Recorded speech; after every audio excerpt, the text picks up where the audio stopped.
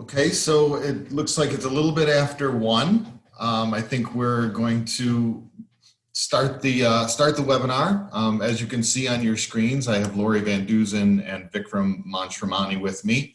My name is Rick Van Kuren. I'm a senior institutional advisor here at LVW Advisors. I do have a couple housekeeping things I just need to take care of before we start. First is just a brief compliance note. The views expressed in this discussion do not necessarily reflect or represent the views of LVW Advisors. Views presented are as of the time of the discussion and subject to change, and no part of this presentation to be construed as a solicitation to affect securities transactions or the rendering of investment advice. Today's format will be about 40 minutes or so of dialogue between Lori and Vikram, and after which we will have about 20 minutes for Q&A. If you'd like to submit a question, you should see a Q&A button at the bottom of your screen, and we will do our best to answer all of your questions depending on as time allows. So with that, I will turn it over to Lori, and we can begin. Thanks, Rick. Hi, Vikram. Thanks for joining me today.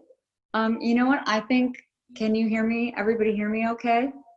A little echoey or so I wanted to introduce Vikram to our audience today. We've been doing webinars for our client base. We've been trying to keep people updated with kind of some of our latest thinking, and there is a lot of uncertainty out there, more now than ever, I think, in my career, Vikram. And so I wanted to start and just introduce you to those folks who may not have read your bio. And I'm going to read a little bit about you, and then we'll get into it. So Vikram Manshramani is a global trend watcher who shows people how to anticipate the future, manage risk, and spot opportunities. He's an academic, an advisor, an author, as well as a frequently sought after speaker. Vikram adopts a uniquely global approach to his work, having worked on every continent other than Antarctica, which you plan on doing, I guess. He's been a regular commentator on issues driving disruption in the global business environment. His writings have appeared in a long list of publications. He's all about using a multi-lens approach and connecting seemingly random dots, which resonates with me. You have served and serve on numerous boards, C-suites. You've helped navigate a lot of uncertainty with clients and impact these kind of global trends, politically, looking at it from political, social, and economic lens. You've talked about a lot about social risk that can generate instability. We have loved your books here at LVW, and you are about to release a book next week called Think for Yourself, Restoring Common Sense in the Age of Experts in Artificial Intelligence. And your previous book, Boom Bustology, Spotting Financial Bubbles Before They Burst. But I want to talk a little bit about the new book because, well, I should probably just tell people too that you have a PhD and 2 master's degrees from MIT and a bachelor's degree from Yale. So he's very undereducated, is how I would put it. You and I are good friends. We met 10 years ago, I'm going to say, at we were both speaking at an institutional investor conference. And I felt almost immediately kindred to you because of some of how I introduced you, that we just started talking and our conversations went off in all these directions, and then they kind of always circled back. So you've served as an advisor to me in our firm, LVW, which I founded. We worked together on projects, and most recently, you recommended that the Harvard Business Review have me read your book and be one of the people to provide critical feedback. So that was kind of risky, I think. That could have been really risky because I could have said anything and you wouldn't have known because it was anonymous feedback, but it ended up being a super entertaining read. I loved giving commentary, and we're going to talk a little bit about that. Are you able to hear me okay without a lot of echoing? Okay. I can hear you. I am in a place with high ceilings, but my AirPods distract my thinking. It's kind of like wearing a mask. I suddenly can't think. So we have a lot going on right now, obviously, in the world. There's a lot of anxiety. The markets seem to be not paying attention to it. But I don't think, as I said earlier, I've ever lived through so much anxiety, and it's not just because, or uncertainty, and it's not just because I'm getting older. I think about that a lot, and it just seems to me that there's just so much going on. So one of the questions I wanted to ask you was about your book, just in general. Why did you write this book? Yeah. So first of all, Lori, thank you for having me. I'm thrilled to be here. I've always enjoyed all of my conversations with you and the LVW team. It's really been a lot of fun to share ideas and go back and forth. So thank you. So to answer your question about how I came about writing this book. So it's really interesting. This book is an outgrowth really of some of the thinking that started in my first book. So Boom Bustology was about using multiple lenses to think through how you navigate a financial bubble. And a financial bubble is something that's really uncertain, ambiguous, hard to get your arms around. And what I found was that when you looked not just through traditional financial metrics, but also looking at underlying economic conditions, credit variables, political dynamics, sort of the popular sentiment and herd behavior that was coming across in media, etc., that you could actually get some insight around where you were in a financial bubble. Maybe not with precision, but you could get in the neighborhood of this is riskier or this is less riskier. And so that was really useful. And I had a lot of clients tell me that was helpful. Interestingly enough, I was giving a talk at a large event, and one person came up to me after, an older gentleman, and said, listen, I'd like to keep in touch. And he was probably in his 80s, 85 or so. I said, please, I would love to. A year later, he comes back to me and says, Vikram, your framework for thinking about financial bubbles actually helped me navigate through a prostate cancer diagnosis. And I was like, what? Hold on, what? And what I then did was that spurred a whole bunch of thinking that said, wait, what if we took multiple lenses to navigating all forms of uncertainty in one's life and connecting dots and managing experts? The result of that process of trying to take this framework of navigating a financial bubble and applying it more broadly to all forms of uncertainty in medicine, in education, in obviously finance, but also business decision-making generally, resulted in this book. So that's a long-winded answer, but that's the true story. No, it's a great answer, because there's so much information that's thrown at us that can be overwhelming in making decisions. And, I feel like I've spent my career and my life trying to find the music in all the noise. It's spoken by a musician. And I think that there's more of that right now. And when you get in the field of medicine, which you're referring to, there's so many experts, and they're so narrowly focused, and they're very smart people, and they're always, I think for the most part, very well-meaning, and they take their job of life and taking care of patients seriously. But a lot of times getting advice in the health system is super difficult because we're not looking at the whole situation or the whole patient and the critical things around care and wellness and et cetera. So let's kind of segue into well, you know what? Why don't you tell us a little bit about the class you teach at Harvard right now? What's that all about? Sure. So, Lori, the class I teach is also around effectively navigating tough, ambiguous, uncertain problems. So the class is actually called Humanity and Its Challenges. And it's taught within the engineering school at Harvard, and it's about systems thinking approaches to attacking these tough problems. So what do I mean by that? Well, what I mean is we're looking not just at a single lens analysis, but I'm looking through not just an economic interpretation of a big challenge, but perhaps also a political, a technical, a social interpretation. So we do that, and I help the students think about navigating through all of these cross currents. And, so what we do is we give them a framework for thinking about uncertainty, and then we dive in with a whole bunch of cases. And some of the cases, which we've been teaching about since really the 2016-17 academic year, we, believe it or not, seems ironic to say it now, but global pandemic and the risk of one was one of the first cases. We talk about inequality and the you did that. That was 2016, the global pandemic been writing case about study. But yeah. Right. Yeah. And what's funny, Laurie, is back then students would, we have them watch movies, read novels, read academic papers. It's a multidisciplinary way of learning as well. And I had the students watch the movie Contagion. And, they watched Contagion, and the feedback was in 2016, 17, 18, that was kind of interesting, Vikram, but kind of a little Hollywood-esque dramatization. No, like that's not real.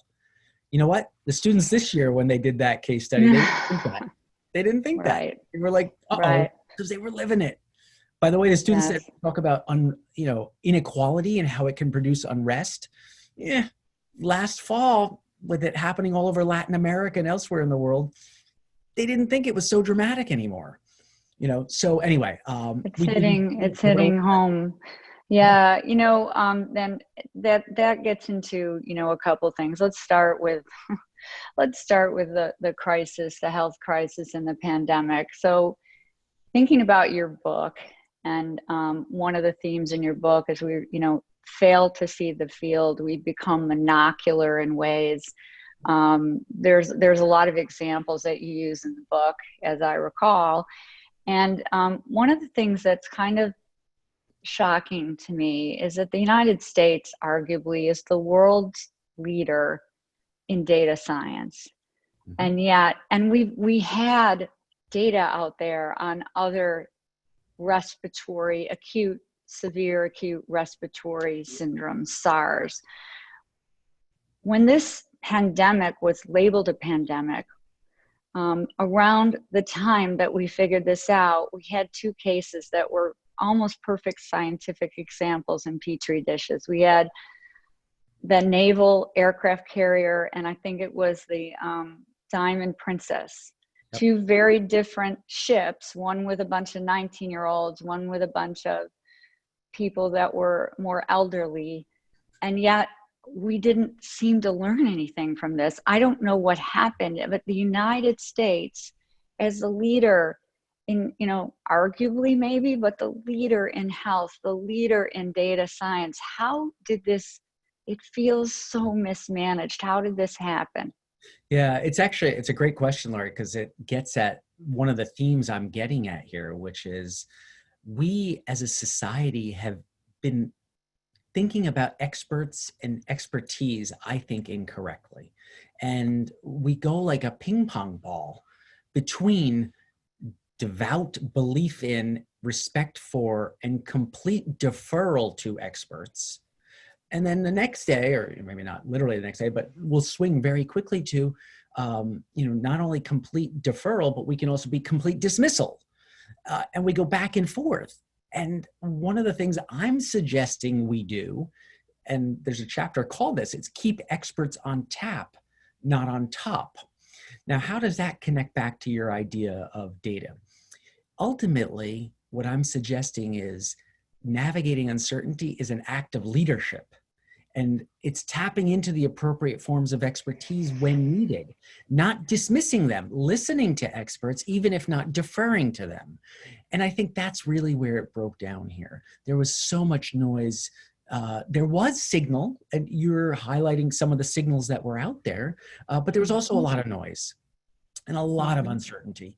And we can get into the specifics of the data that was being released from China, what the role of the World Health Organization was in not calling it a pandemic. Why didn't they call it SARS second iteration rather than a novel coronavirus? There's a whole bunch of we can go down a rabbit hole, and I don't think Right. we want to, but We there's a don't lot have enough of stuff time for there. that rabbit hole, but Yeah, there was a lot of noise as well. Now, there was also signal.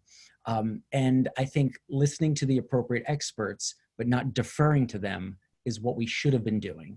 And that didn't happen, clearly. It didn't happen as well yeah, as it. that I think I think that, you know, the other thing your book points out and resonates with me is, you know, figure out what the real problem is.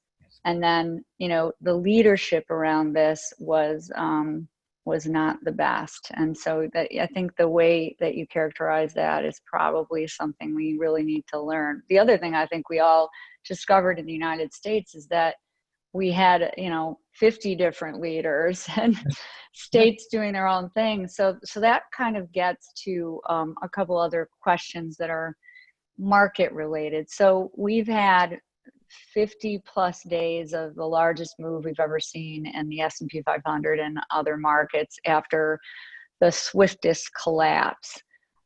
People's heads are spinning, and the markets seem to kind of be ignoring what we're talking about in terms of, you know, we have a global health crisis, we had an economic stop, we have a ton of duress around this that's showing up in real hard data. We have companies just not even, you know, giving guidance or earnings. We have already closures and bankruptcies that are, you know, starting to ramp up, and we have social unrest that it cannot be dismissed and was triggered by a really horrible incident. But all of these things are related in some way, shape, or form. We have a situation where wealth has been concentrated across the world in a small number of hands. All of these things kind of relate to what's going, you know, they're related to each other, but also some of the uncertainty of how we're going to navigate going forward. Yet the markets are marching upward. And the narrative seems to be that the Fed and the monetary authorities will do whatever it takes to avoid, you know, the pain. What do you think about all this? Yeah, Laura, it's a great question, and it's stunning, actually. You know, one of the people I read a little bit of and I've gotten to know relatively well is Jeremy Grantham. And I think he just recently, in one of his letters, a thoughtful investment commentator, runs an investment firm, said, you know, I think we're in the top 10% of all-time valuations, or sort of highest valuations, at least in the top decile. And we're also in an economic environment that you would put perhaps in the bottom decile, if not the bottom 1% of outlook from here based on what we see. So there's clearly a disconnect. And the disconnect has been driven, like you said, by investor sentiment, I think with this large belief of monetary support. But I think there's also something else going on here. You know, you read about things like this Robin Hood phenomenon, where individual investors, zero cost trading, fractional share purchases, it's so easy that it sort of builds on itself and produces this self-fulfilling dynamic. And you're seeing that in certain areas. You know, I think it's kind of stunning that you have someone like Warren Buffett saying that he can't find anything interesting to buy. And at the same time, you find some of these individual investors, amateurs, buying fractional shares, saying they have, you know, they can't find anything to sell. Everything is worth buying. And so there's a problem here. 0% interest rate, zero cost trading. It's sort of fuel on the fire of speculation. So I think that's one of the dynamics at work here. The other dynamic at work, which I've written a little bit about, is what's happening with this passive investing mantra, and how this religion really that took over the world of predominantly investment management from the perspective of asset allocation, and others thinking, you know, passive is a good thing. It was a good thing. Jack Bogle was a major leader in this idea. Lower cost because prices are right. Don't pay for price discovery. Don't pay for research. Minimize expenses. Take the prices. Gain the exposure. Right? So that was the logic of passive investing. And that's a good idea. I don't think it's a bad idea. But if taken too far, it could find itself distorting the very world it's trying to take advantage of.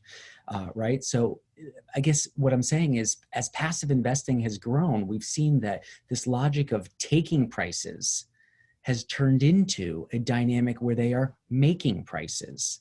Flows matter, and flows come in, index component matter, whether you're in an index or not. And so what I'm saying is I think you've seen lots of inflows, and it's had disproportionate impact on indices. You can find plenty of stocks that have been left behind in the equity world because they're not members of indexes right now. And so I think there's a lot of both opportunity and risk, but I think you're right. The markets are seeing a world that I don't see. Now, that's one of two things. Well, I may not see the right world. Maybe there is, in fact, a really sunny, horizon right just around the bend that I'm looking around, and that it's going to be great. I worry that that's the case.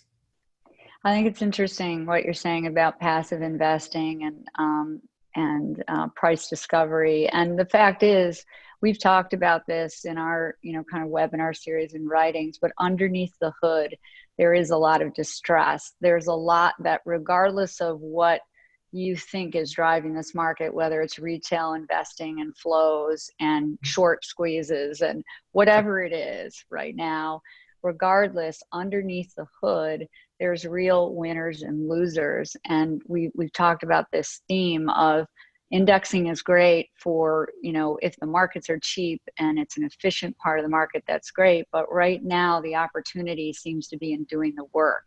And there could be some huge opportunity in actually rolling up your sleeves and understanding balance sheets, both in debt and equity, and doing the work. But that's that. And, the other obvious part of all this is that our monetary authorities, I've said this so many times, but it's a blunt instrument, right? They're supporting the capital markets, they're supporting the financial system. But I've gone, Vikram, from the most closed state in America, New York, to I'm sitting in Florida. I've been here for 3 weeks. And I have to tell you, it's been an amazing kind of research experiment to see the differences in how this state has reopened, good or bad, and how many problems there appear to be with shutting down and reopening, and there's no guidance, there's no standard, you could go from one restaurant to another, or one retail store from another, or one big box store, a national store, to the local store, and see totally different things without going down the rabbit hole. We could talk for the next 45 minutes about how amazing this is.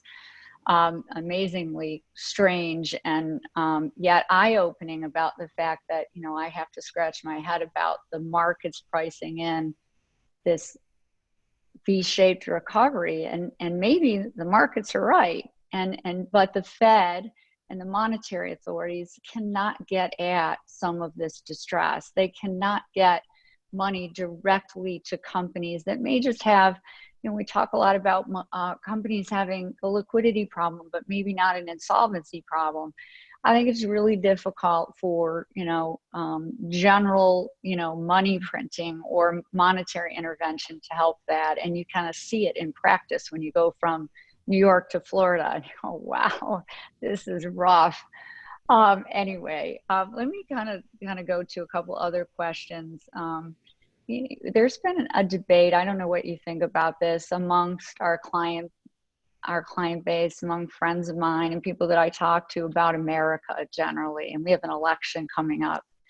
And as everybody knows, I heard about it too. I'm not sure, who's running and what the election's going to be all about. But it seems that, you talked about social unrest. It seems that should be on the top of anybody's mind that's going to run for the leadership position of the United States of America. But, the kind of wealth divide, all of these things. But there's kind of this conflicting opinion if you talk to people about America. Is America in decline?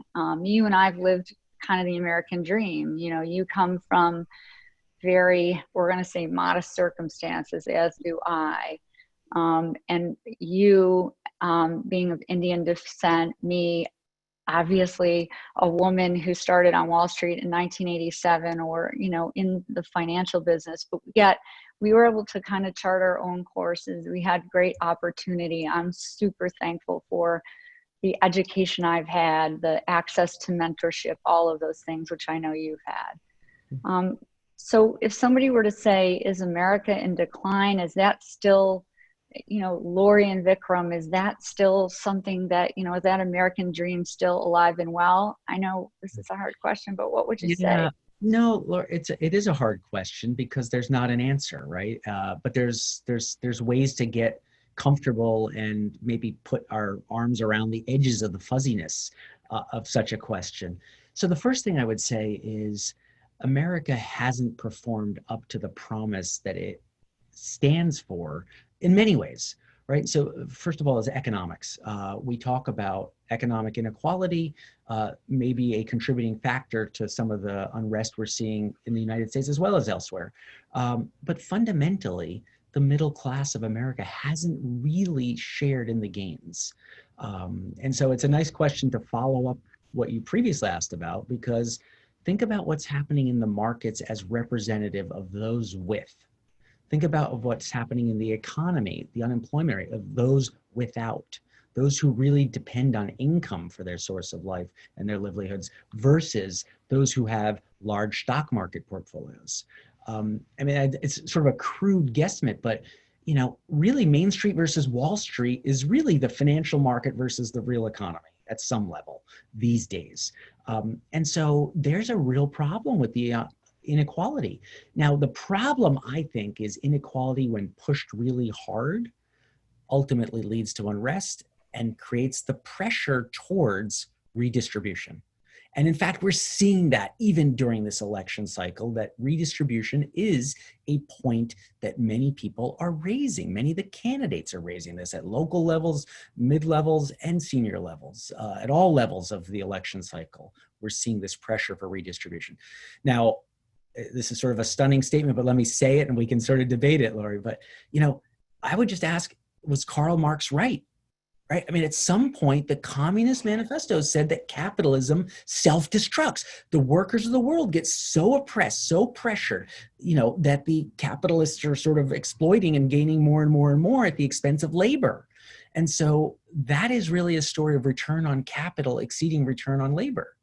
And the result is workers of the world unite, overthrow those. And the official line, I think, used by Marx and Engels was from each according to their ability and to each according to their needs.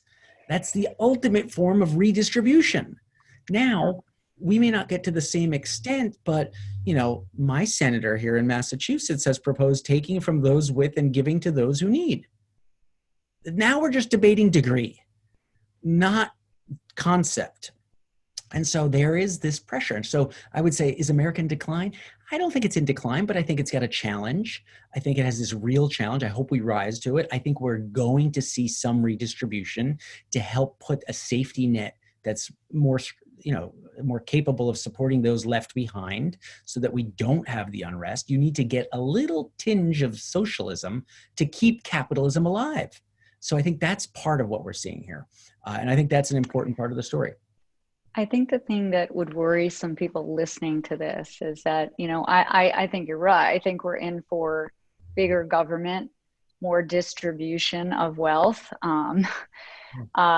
more regulation. But I think the thing that would worry a lot of people, including myself, is that the government has not been such a great administrator of, look at the divide over our lifetimes in terms of access to education and mentorship, which I mentioned earlier. That needs to be fixed, but throwing money at it has been, look at the money we throw into our health system and the outcomes we get, trillions of dollars. Like these, it doesn't make me feel good having the big government entity that's going to take money from those of us that are creating it and creating jobs, and we're going to trust the government to get it into the hands of people who need it. Well, so Lori, this is why large companies like JP Morgan and others are saying, you know what, we know what the minimum wage is. We're going to pay more than that. not because we have to, because we want to, because ultimately that minimum wage paid is a de facto safety net, right? And we're sort of providing more. We're redistributing from corporate profits to workers. And that actually may be long-term beneficial to shareholders and others, even though in the short term, it may not appear to be so. So I think that's part of the equation. The other thing that I would say is some of our strengths in America compound these very problems, right? So as a systems thinker who's trying to connect dots and see feedback loops, you talked about data science, but let me just make it bigger and broader. America is a technology innovator that's been fabulously successful on innovation, entrepreneurship, and the emergence of new technologies applied to create markets and exploit existing ones more efficiently. What does that do? Well, technology generally allows more output with the same or fewer inputs. It's productivity. Productivity means we get more supply. Unless you have more labor generating income, that means more return to capital, less return to labor. So that compounds it. So our very strength also introduces a vulnerability. So there is a need for some sort of self-corrective mechanism. And I think it takes leadership, like you said, and leaders like, Jamie Dimon, Warren Buffett, others are thinking about this. Now you can say it must be nice. If you got billions of dollars, you can think about this. But, you can also see people thinking about it at lower levels. And so I think it's a more complicated problem, obviously. Yeah, I think there's a lot of good work happening. The problem is it's very disparate, and I think it's mostly happening in the hands of private people and thinkers. And let's segue into another topic that doesn't seem to be. It has been put on the back burner recently, and that's U.S.-China relationship.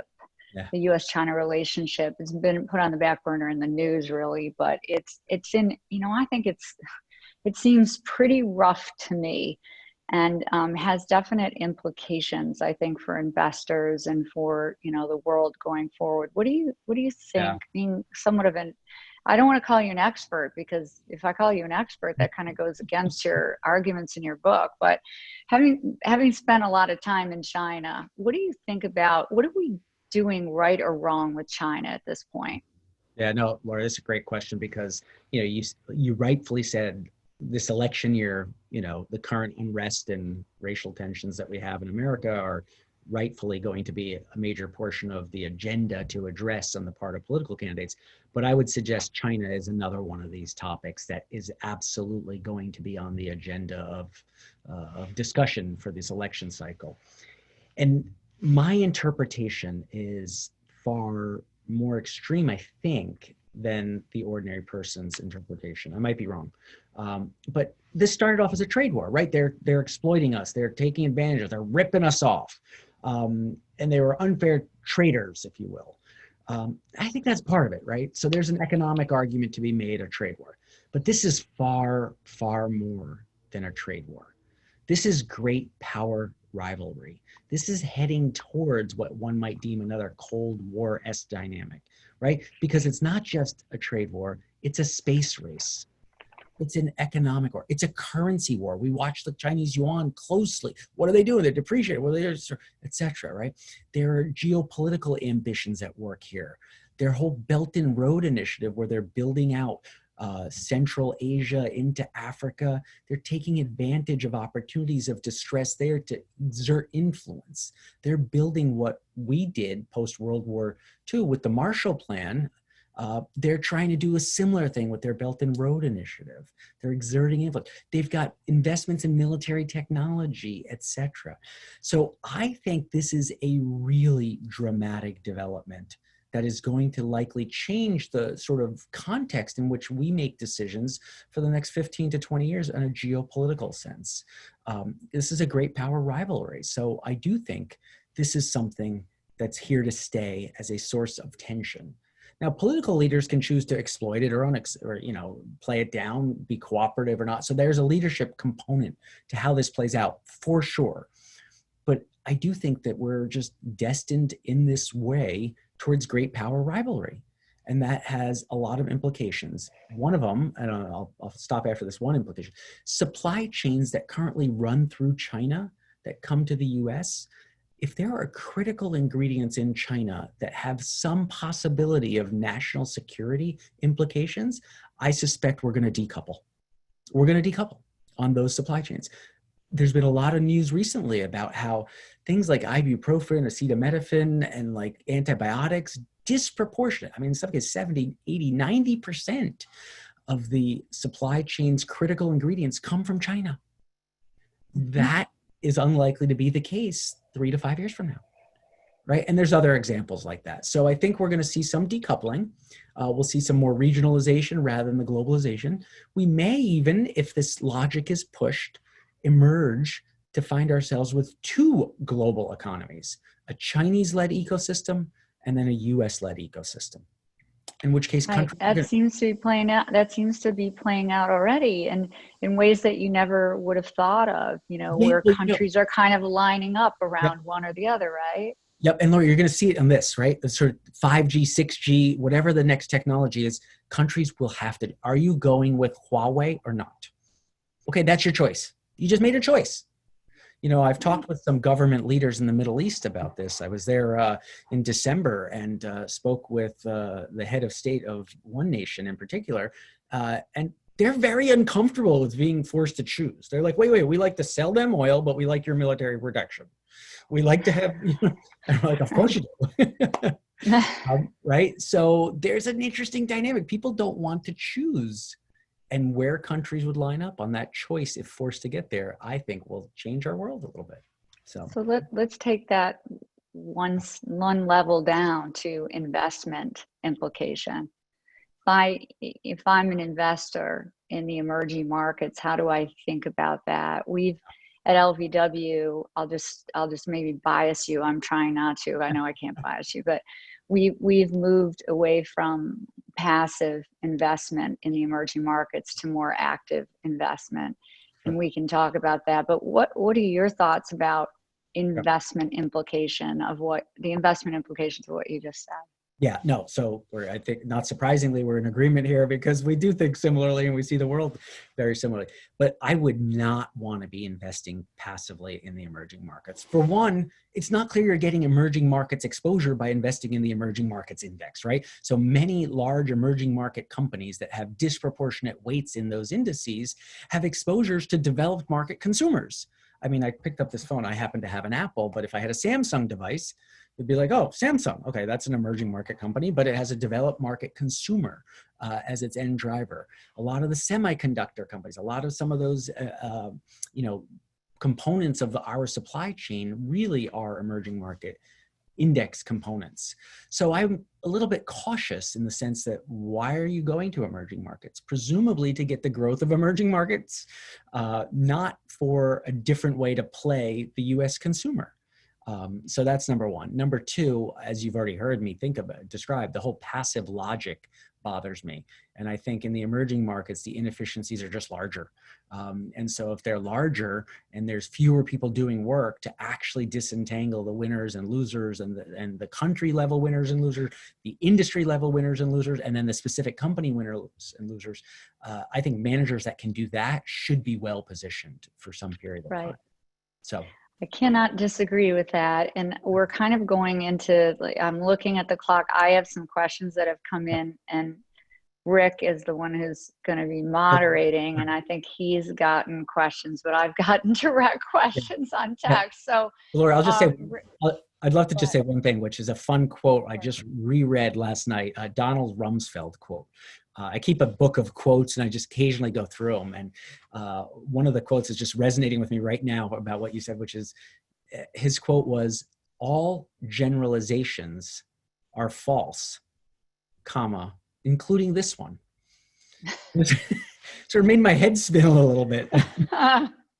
But I would say the same thing about emerging markets, right? So we can say what we're saying, but there's elements where that breaks into. Always. Yeah. All right, Rick, I don't see you, but there you are. Okay, I'm sure you have some questions. I have a couple that have been texted to me directly. So yeah, we did get a couple questions. One of which you both talked a little bit about your access to education and to mentoring and how important that was to you. I think that dovetails nicely with two questions that came from some of our college and university clients that we work with. The first is I guess I'll probably kind of combine them together here. The first is with regard to higher ed, how do you see the future kind of evolving? And maybe related to that, if you're not Harvard or Yale or, those top tier Ivy League schools, but maybe, a step below or that second tier of schools, do you have any advice to them as far as, maintaining their viability in the kind of coming environment? We obviously know that those are very important institutions, but it's been a very challenging place to operate even pre-COVID. What are your thoughts in that regard? And maybe I'll start with Vikram, and then maybe we can see if Lori has some comments. Sure. Okay, Rick. So look, the future of higher education is changing. I mean, it's just, I'm going to use another quote here. This one from Yogi Berra, the Yankees coach. The future ain't what it used to be, right? And so if the future ain't what it used to be, the question is, what is it? I think this actual experience here of delivering this remotely and virtually is an example of what may change in education. I taught the second half of this semester, my class was taught, Rick, over Zoom. So we did this.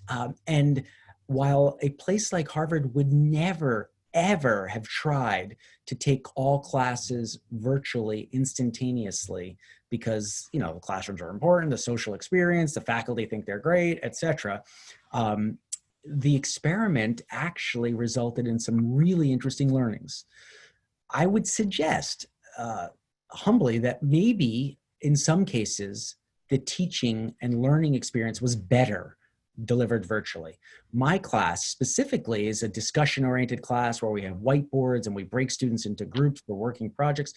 I was able to use different virtual features like little breakout rooms and whiteboard rooms, et cetera, as well as the polling technology to be able to get at student learnings and where they had come along, whether they fully understood what we were trying to explain or not, better than I ever could have in a classroom, because you would have gotten the herd behavior of one person raising their hand, another person raised it because that person raised their hand. Whereas here, if I'm just individually polling and there's only one, you can't see what other answers are, I could actually get a better sense. So I think that the future of higher education is for sure changing. I think this way of interacting may improve, in some cases, the quality of education. Vikram, Yep. I have one quick interjection there. Yeah. It kind of relates to your book. So it's such a great point about group dynamics and herd behavior and, someone setting the tone in a classroom. And there's more anonymity in this in a way that you can chat, you can force more interaction if you're a good professor or instructor. So it does seem to be definitely here to stay in a pretty efficient way and better in some ways for the students to garner more interaction, right? Yeah. You talk about that a little bit in your book Yeah, no, I will. But the other tidbit, Laura, that I want to just make sure is clear here, and because I think this has implications for the non-leading universities and the non-Harvards and Yale, as was part of Rick's question. What we're finding is if students can absorb information this way, do we really need to have 20,000 versions of Physics 101 taught around the country? Or around the world? Or can we find that one physics professor who is brilliant at teaching Physics 101, put it into this format here of delivery, and then have graduate students or research assistants help students with answers, but the main content delivery is delivered asynchronously, remotely in this way, and we find that students can grow accustomed to learning that way. So that's an opportunity where some of the other schools, maybe that don't have the prestige and resources of these large universities, could take advantage of it and say, hey, wait, I can reduce my costs. I can shift my faculty composition. This could be actually beneficial. I could have a better experience at lower cost. Wait, there's some interesting opportunities there. So for sure. A great point. It's a great point. Yeah. So the next, you have, Rick?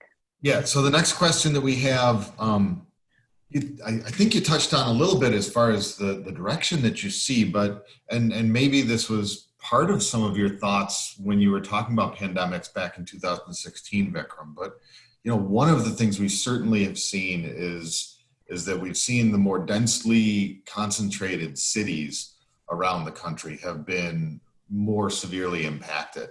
Sure. I guess the question really, and this comes from some of our folks who are invested in the real estate, in what would in real estate be termed kind of the second tier and third tier kind of cities. What do you think about the prospects for urbanization, and maybe particularly in the context of those second and third level cities? Sure. Do you want me to answer first, or Lori? Yeah, sure. Why don't you start, Vikram, and then All we right. can. Sure. So I'll be brief here. Look, the fact that we're allowing this virtual dynamic to take place more and more, you've seen Facebook, Google, others saying that working remotely is going to be allowed, etc. Quality of life is rising in the minds of workers. And as such, I think second tier, third tier cities are going to be more desirable. In fact, rural areas will be more desirable. I don't want to sit in traffic to commute as much. I will go into the office, but I don't want to feel compelled to go there every day. So I want higher quality of life, and I want to actually invest perhaps a little more. It's one thing for me to have a 9-foot by 9-foot studio apartment where I'm in the office 99% of the time. It's another thing for me to live like that if I'm there, in the home or in my apartment 40% of the time. So I do think there's going to be this pressure away from the major urban areas towards secondary and tertiary cities and even rural areas. So I think that's a tailwind in that way. People don't want to get in the mass transit, densely populated on top of each other. They don't want to wait in long traffic queues to get to the office, et cetera. They're finding they can be equally productive in other ways. So, Lori? I think that's probably right. But, kind of in my work life experience, we've created these cities as hubs around innovation and technology and service hubs and a lot of smart people. And I think to a certain extent, the answer is probably who knows, but somewhere in between what you're saying. It's not going to be a mass exodus out of the cities, but if my son is any indication, someone who's a millennial who said he would never buy a house ever, he told me last week that he was thinking of buying a house. So I think that this has kind of shaken some of the millennials who love to travel, didn't want to put their roots down. I think some of that is changing. I think some of what you said is absolutely the case.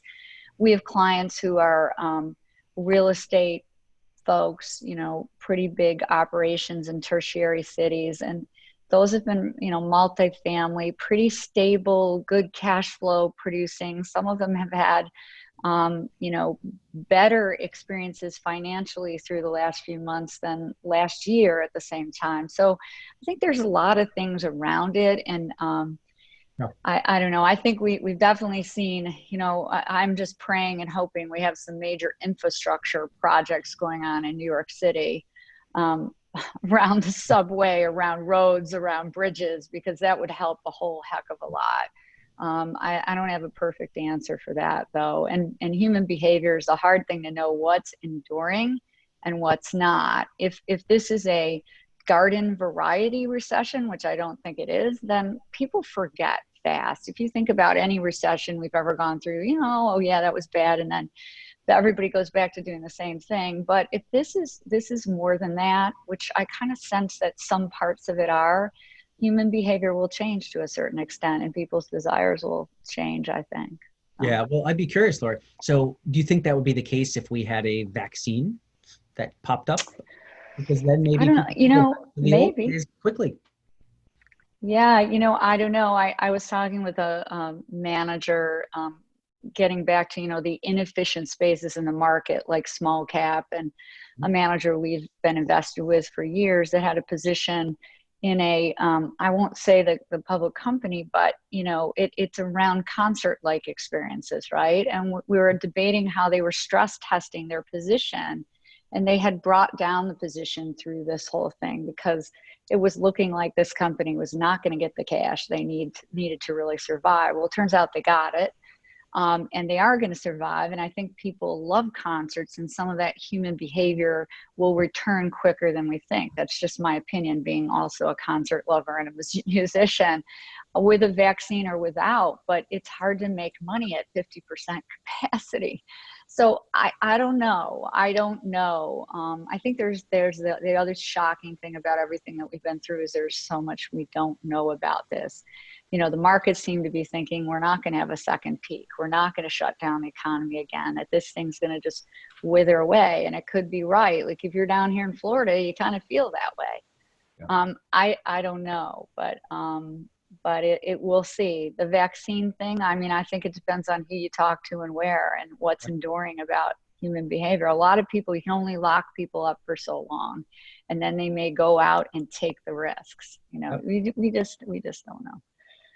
Yep, I agree. So I'm conscious of the time, but I think we have two more questions here that I think we maybe can get to.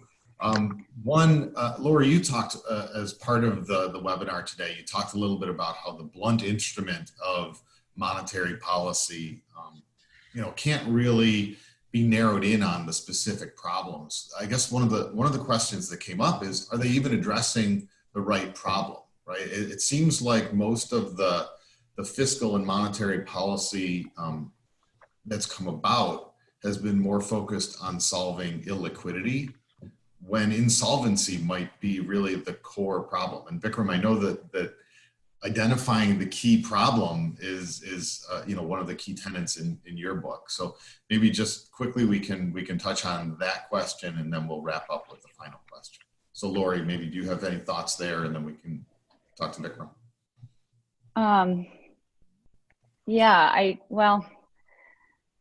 I think it is a blunt instrument, and I think I did touch on it earlier quickly in our talk, but there's under the hood a lot of distress and a lot of opportunity. Unfortunately, there's a lot of distress. If you are just wandering around where I am, you can see it. And the federal government and infrastructure projects and money being thrown at the financial system are not going to help 50% of restaurants and the restaurant workers who've been laid off, and the people in the hospitality industry, and the people in retail, and the people in, go on and on and on. It's a very big percentage of the workforce. So what we're seeing in terms of unemployment, while it will decline, it's pretty significant, I think. Getting back to, some of this talk around education and access to education, some of these people, they're not going to get back into the workforce. And so I think it's more painful than it seems right now. And it's going to play out in stages is my sense. This economic, whatever we're going to call it, VWL, I don't know what alphabet letter or alphabet part of the alphabet it is, but it's more painful, and it's going to be kind of felt under the hood. So I think it's the general programs cannot help some of this, and I think that gets to kind of a lot of our thesis around investing. But Vikram, what do you think? Yeah, look, I'll be brief here, Lori. I think some of the things we're calling stimulus, right? The PPP program, the Paycheck Protection Program. I mean, that's unemployment insurance by a different name. That's safety net, not stimulus. And so is that addressing an underlying problem? I don't think so. The underlying problem is an evaporation of demand for certain services and certain businesses. And so you can keep your workers around for a little bit, and maybe we get an extension of that. Maybe that lasts a little longer. Maybe you can use that money over a longer period of time. But ultimately, I don't know that it's solving the right problem, as you hinted at. And so if that is a business, if we have some businesses that are upside down, not fixable, the way to fix those are through a distress cycle where they go bankrupt, you change the capital structures, and then if there's an underlying value proposition to customers, then the business will come back. And if there isn't an underlying value proposition, even with a restructured balance sheet, well, then it probably shouldn't exist. And so giving it money for some period of time to prolong, that's not healthy. It sort of eases the pain in the short term, but it lowers the pace of recovery, or the bounce back, if you will. I can't disagree. I mean, you can throw some money and, give some relief to, again, a restaurant owner. But even if the demand were there, Vikram, which it is in some restaurants, they can't restock. They don't have the money for inventory. I mean, Sure. Yeah. Yeah. so Yeah. that's complicated. Okay, so the last question that we wanted to close on, I wanted to make sure we had time for it because it's actually my question. So at LVW, we've often looked at the world through multiple lenses, right? And we've been big proponents of that. And generally, we think about liquidity, growth, and valuations, and each of those lenses is telling us different things right now. So I guess this is really for Lori, and then maybe I can chime in with my 2 cents as well. But how do we kind of think about, I guess, the remainder of this year, maybe looking into 2021, and then kind of long-term implications for the current situation that we're seeing, the potential for economic recovery with all of the stimulus or spending that we've seen. I'm laughing because you should have prepared me for that question. Well, look, I think to tie into what Vikram and I have been talking about, I'm going to try to do this, but I think, look, there is a certain aspect, and we talked about it on our webinars, is, the don't fight the Fed when there's tremendous amount of liquidity being thrown at something. And I think it'll be $10 trillion by the end of the year. The math is enough to, kind of hasten a huge decline in GDP, but it doesn't get at what Vikram was saying about, his points on passive management under the hood. What you just said, Vikram, about a distress cycle, we're going to see one. And so I think it's being really careful right now with the beta or the market direction. If you need liquidity, raise it. If you've got liquidity and you want to enter the market, being judicious about that aspect. The opportunities for investment, longer term, intermediate to longer term, and we didn't even touch on some of the things around debt, inflation, digital currency. We'll do that in the next webinar or series. But I think the real opportunities for the next 3 to 5 years are how the economy plays out and the winners and losers, as we kind of touched on, the distress cycle playing out, being senior in the capitalization structure of a company, providing liquidity, being able to work through a bad balance sheet and fix it, and being ready, willing, and able to own the asset. Those are the things that are, I don't want to sound like optimistic here, but from an investment standpoint, those opportunities have not presented themselves in a while. So I think being mindful of the opportunities and balancing the risks around these public markets, which to me are a little bit risky and create a little bit of anxiety, right, Vikram? Absolutely. What do you, and I think you're right about the emerging markets too. That would be the last thing. I would be active in the emerging markets, but what do you think? Yeah, look, this is, I think, a reasonable way to try to wrap up. Look, all of us make mistakes while investing. It's impossible not to, but we get to choose what types of mistakes we make. We get to choose whether we're going to make an error of omission or an error of commission. And at different points in a cycle and the risk profile that markets present themselves with, we can choose different mistakes. And so, yes, I'm not suggesting that the markets are going to turn around on a dime, at least the indice level, thinking around markets, and suddenly start falling. Maybe there's another 5%, maybe another 10%, maybe there's a lot of percentage upside. But it doesn't seem prudent. And I would much rather make an error of omission, meaning missing the next whatever percent up that there may be. But I don't want to make the error of commission, which is to go off the cliff when I ride, given this risk profile of where we are. So there's some risk we don't have to take, some we can choose to take, and we can choose which type of error we're going to make with which type of risk we bear. And I think it's exactly as you're saying, Laura. I would just be leaning on the side of prudence, caution, and conservatism right now when talking about broad equity indices. And looking for the asymmetry where there's more reward than risk in some of these other areas. And right. With that, I'm going to thank you, my friend. Thank you. This is really fun, and we'll do it again. And Rick, thank you for, as usual, doing such an expert job at moderating and helping us stay on track. So it's 2:01, and thank you, everybody. I want to just tell everyone who did join us and hasn't left yet, you will be receiving as a gift from LVW, Vikram's new book, which is coming out next week. Think for yourself. So thanks, everybody. Bye. Bye, Vikram. Bye-bye. See ya. Thanks. Thanks, Rick. Bye-bye. Lori.